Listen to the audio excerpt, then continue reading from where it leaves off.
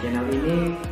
Dan hari ini kita mau bersama-sama lagi belajar kebenaran firman Tuhan yang akan, saya percaya, akan membuat kita semakin hari semakin bertumbuh di dalam Tuhan. Puji Tuhan. Saya juga berterima kasih kepada teman-teman yang sudah mendukung channel saya ini dengan menekan subscribe dan loncengnya. Dan buat teman-teman yang lain, mari terus dukung, support channel saya ini dengan menekan subscribe yang ada di bawah. Tuhan Yesus memberkati. Hari ini kita mau bersama-sama merenungkan kebenaran firman Tuhan yang saya beri judul berkorban yang gratis, saudara. Haleluya. Gratis. Saudara, siapa yang tidak mau gratis? Setiap manusia pasti senang yang namanya gratis. Saudara pergi ke counter mau cari paket internet, pasti saudara cari yang banyak gratis-gratisnya. Mau belanja, pasti cari yang diskon-diskon. Pasti kalau dikasih pilihan, mau yang murah atau yang gratis, pasti saudara pilih yang gratis. Saudara, di dalam kehidupan kita juga sebagai anak-anak Tuhan, ketika kita mau menyenangkan Tuhan, kita mau melakukan firman Tuhan, ketika kita mau melakukan kehendak Tuhan, saudara, kita bisa melakukan dengan gratis tanpa mengeluarkan uang sepeser pun. Nah, judul firman Tuhan pada saat ini adalah berkorban yang gratis. Nah, berbicara tentang berkorban, sebenarnya berkorban yang gratis ini dua kata yang agak bertentangan, saudara. Berbicara tentang berkorban, tentu sebenarnya seharusnya tidak gratis, saudara. Nah, tapi kali ini kita mau belajar bagaimana kita berkorban dengan gratis. Nah, sebelum kita lebih jauh, kita mau lihat tentang berkorban ini, saudara. Apa itu berkorban? Nah, saya catat di sini, berkorban itu berasal dari kata korban. Nah, korban itu apa? Korban secara definisi kata, korban ini ditulis seperti ini. Korban adalah mereka yang menderita jasmaniah dan rohaniah sebagai akibat tindakan orang lain yang mencari pemenuhan kepentingan diri sendiri atau orang lain yang bertentangan dengan hak asasi pihak yang dirugikan. Dan pengertian korban ini berkembang dengan berjalannya waktu, saudara. Nah, intinya apa? Kata korban ini adalah sesuatu yang berbicara tentang merugikan orang lain atau mungkin merugikan pihak yang lain. Itu korban, saudara. Nah, terus kalau berkorban itu apa? Saya catat di sini, berkorban adalah berkorban itu artinya menyatakan bakti, menyatakan kesetiaan. Berkorban itu rela menderita. Berkorban itu adalah merugikan diri sendiri. Beberapa waktu lalu saya pernah mencatat di akun media sosial saya katakan berkorban adalah merugikan diri sendiri untuk kepentingan orang lain. Nah, itu berkorban, saudara. Jadi intinya sebenarnya berbicara tentang berkorban itu adalah sesuatu yang merugikan. Ada ya pihak yang dirugikan. Entah diri kita sendiri, entah orang lain, pihak lain, pasti ada yang dirugikan. Itu berkorban, saudara.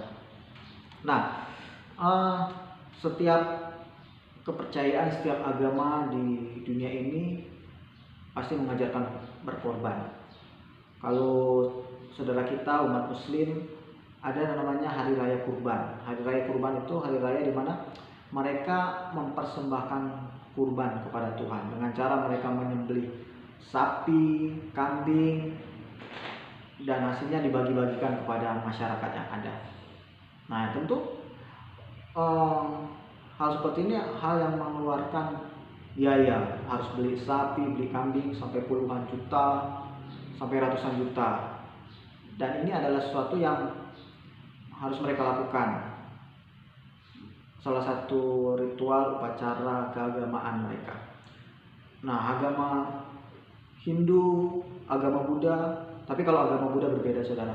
Saya membaca beberapa artikel bahwa agama Buddha ini adalah salah satu agama yang menentang korban dalam bentuk hewan. Jadi mereka tidak menyetujui ketika mengorbankan hewan atau apapun itu, binatang-binatang yang lain seperti itu, saudara. Nah, di dalam kehidupan kekristenan juga berbicara tentang kurban ini adalah suatu hal yang berkorban adalah salah satu hal yang banyak dicatat di dalam Alkitab, baik di dalam Perjanjian Lama maupun lebih utama di dalam Perjanjian Baru. Kalau di dalam Perjanjian Lama saya mencatat ada 5 jenis korban. Yang pertama itu korban bakaran, korban sajian, korban keselamatan, korban penghapus dosa, korban penebus salah. Nah, di dalam Perjanjian Lama kalau kita mempelajari kebenaran firman Tuhan, di sana akan dicatat banyak sekali korban-korban. Ada korban petang, ada korban pagi, korban penghapus dosa. Ketika kita berbuat salah, kita harus mengorbankan domba, kambing, merpati, dan lain-lainnya. Di dalam upacara-upacara keagamaan ada korban-korban yang harus dipersembahkan. Setiap hari harus ada yang dikorbankan, saudara. Dan ini adalah suatu hal yang tentu memerlukan biaya yang sangat banyak, saudara. Sehingga tidak heran ketika Tuhan Yesus 2000 tahun lalu ada di dunia ini, dia pergi ke bait suci dan dia membongkar semua dia marah di bait suci. Karena apa? Karena banyak orang-orang yang mereka berjualan di sana. Kambing, domba mereka jual belikan di sana. Untuk apa? Untuk sebagai korban persembahan. Tapi sudah terlalu jauh melenceng dari apa yang Tuhan inginkan. Nah, itu berkorban. Tapi di dalam Perjanjian Baru kita melihat bahwa ada sebuah pribadi, yaitu Tuhan Yesus. Seluruh upacara keagamaan, seluruh upacara pengorbanan yang tercatat di dalam Perjanjian Lama zaman bangsa Israel itu disempurnakan dengan satu pengorbanan, yaitu pengorbanan Tuhan Yesus di atas kayu salib, itu saudara. Nah, bagaimana dengan kita, orang-orang yang percaya kepada Tuhan? Apa yang harus kita korbankan? Bagaimana kita harus berkorban, saudara? Berkorban adalah melakukan sesuatu yang merugikan, saudara. Tapi hari ini kita mau belajar bagaimana kita berkorban, tapi berkorban itu gratis. Korbannya nggak perlu bayar, saudara. Saudara tidak perlu beli domba, beli kambing untuk dikorbankan, saudara. Bagaimana caranya? Bagaimana supaya kita bisa berkorban dengan gratis? Mari kita buka Alkitab kita. Kita akan lihat satu kebenaran firman Tuhan di dalam kitab Ibrani. Ibrani pasalnya yang ke-13. Ibrani pasal yang ke-13 ayatnya yang ke-16. Saya bacakan. Ibrani pasal yang ke-13 ayat yang ke-16, firman Tuhan berbunyi demikian. Dan janganlah kamu lupa berbuat baik dan memberi bantuan, sebab korban-korban yang demikianlah yang berkenan kepada Allah. Saya bacakan sekali lagi. Dan janganlah kamu lupa berbuat baik dan memberi bantuan. Sebab apa? Sebab korban-korban yang demikianlah yang berkenan kepada Allah. Saudara perlu beli kambing, beli domba, beli sapi untuk berkorban. Saudara perlu bawa ke bait suci, tidak, saudara? Firman Tuhan saat ini jelas dikatakan bahwa korban-korban yang berkenan, korban-korban yang Tuhan suka, korban yang Tuhan inginkan untuk kita lakukan sebagai orang yang percaya kepada Tuhan Yesus, yaitu yang pertama, berbuat baik, saudara. Berbuat baik ini adalah hal yang harus kita lakukan di dalam kehidupan kita sebagai orang yang percaya. Untuk apa? Untuk kita diselamatkan? Bukan, saudara. Saudara kita mengajarkan kita harus berbuat baik, beramal baik, amal bakti yang baik, supaya ketika di masa penghakiman akan ditimbang akan lebih banyak baiknya daripada buruknya, saudara. Tapi kita bukan seperti itu. Yang dimaksud berbuat baik ini adalah sebuah korban kita, saudara. Tuhan Yesus berkorban untuk kita diselamatkan. Ketika kita sudah diselamatkan, kita juga harus berkorban, saudara. Kita harus memberikan sesuatu yang menyenangkan hati Tuhan. Dengan cara seperti apa? Apakah kita juga mengorbankan diri kita seperti Tuhan Yesus? Seperti di zaman PL, kita korbankan diri kita seperti mengorbankan kambing domba, saudara? Tidak, saudara. Korban yang kita harus berikan bukan kambing domba, tapi apa? Perbuatan baik. Kita harus berbuat baik kepada keluarga kita. Kepada siapa kita harus berbuat baik? Pertama di dalam keluarga kita. Kita harus berbuat baik kepada orang tua kita. Kita harus berbuat baik kepada anak-anak kita. Kita harus berbuat baik kepada suami. Kita harus berbuat baik kepada istri kita. Kita harus berbuat baik kepada siapa? Kita harus berbuat baik kepada tetangga kita. Bagaimana kita berbuat baik? Dengan ucapan salam, selamat siang, selamat pagi. Itu adalah cara kita berbuat baik. Mungkin sederhana, tapi itu mempunyai makna yang dalam, saudara. Berbuat baik di mana? Di pekerjaan. Kepada bawahan, jangan mentang-mentang kita sudah atasan, kita bentak-bentak, kita suruh ini, suruh itu, saudara. Tidak, saudara. Kita harus berbuat baik. Kepada atasan bawahan, di sekolah, kita harus berbuat baik kepada teman-teman kita. Kita harus berbuat baik kepada guru kita. Jangan mentang-mentang guru kita nggak pemarah terus kita jahili, saudara.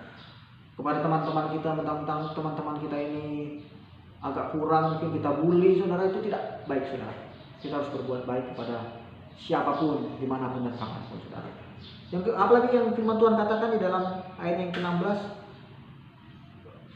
dan janganlah kamu lupa berbuat baik dan memberi bantuan, saudara. Memberi bantuan.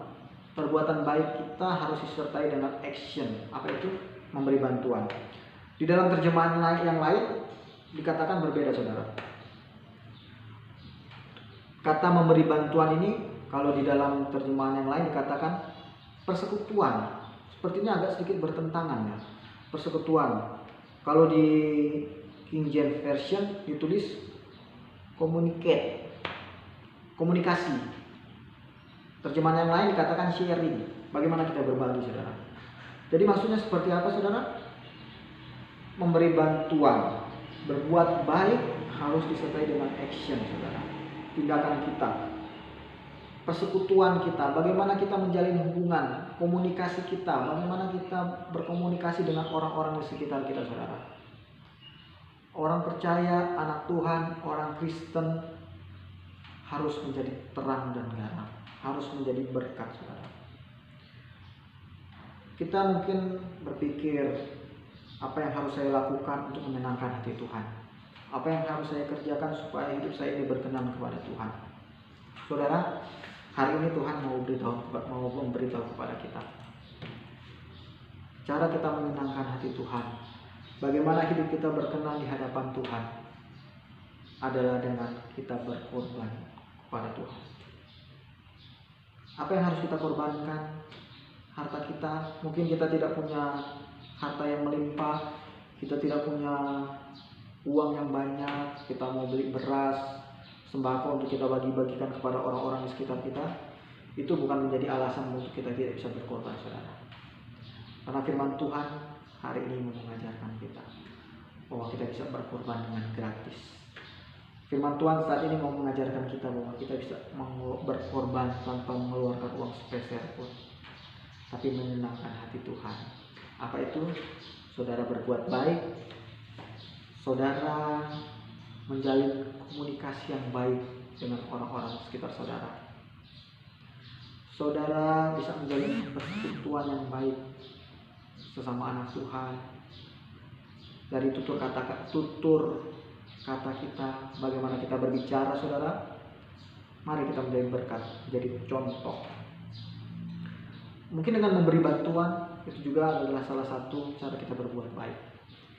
Intinya mari kita berkenan di hadapan Tuhan. Mari kita berkorban untuk Tuhan dengan hidup kita, saudara.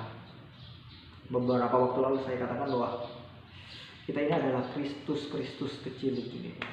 Bagaimana orang melihat Tuhan Yesus, bagaimana dunia melihat Tuhan Yesus adalah bagaimana mereka melihat saudara dan saya. Ketika saudara hidup dengan berbuat baik, komunikasi saudara, cara bicara kita, komunikasi kita, tingkah laku kita adalah tingkah laku yang baik, maka orang sedang melihat Kristus di dalam setiap kehidupan kita.